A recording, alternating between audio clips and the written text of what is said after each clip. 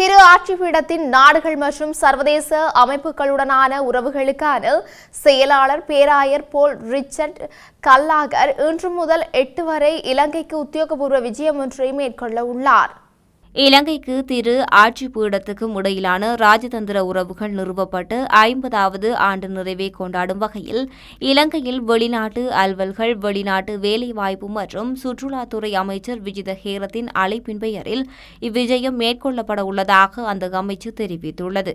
இவ்விஜயத்தின் போது பேராயர் கல்லாகர் ஜனாதிபதி அனுரகுமார திசாநாயக்க, பிரதமர் ஹரணி அமரசூரிய ஆகியோரை சந்திப்பதுடன் வெளிநாட்டு அலுவல்கள், வெளிநாட்டு வேலைவாய்ப்பு மற்றும் சுற்றுலாத்துறை அமைச்சர் விஜித ஹேரத்துடன் உத்தியோகபூர்வ பேச்சுவார்த்தைகளில் ஈடுபடுவர்.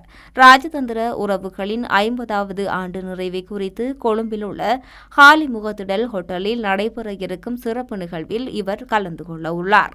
2019ஆம் ஆண்டு உயிர்த்த ஞாயிறு தாக்குதல்களால் பாதிக்கப்பட்ட தேவாலயங்கள் உட்பட நாடு முழுவதும் உள்ள கலாச்சாரம் மற்றும் மத முக்கியத்துவம் வாய்ந்த இடங்களுக்கு கள விஜயம் செய்வது இந்நிகழ்ச்சியில் உள்ளடங்குவதாக தெரிவிக்கப்படுகின்றது.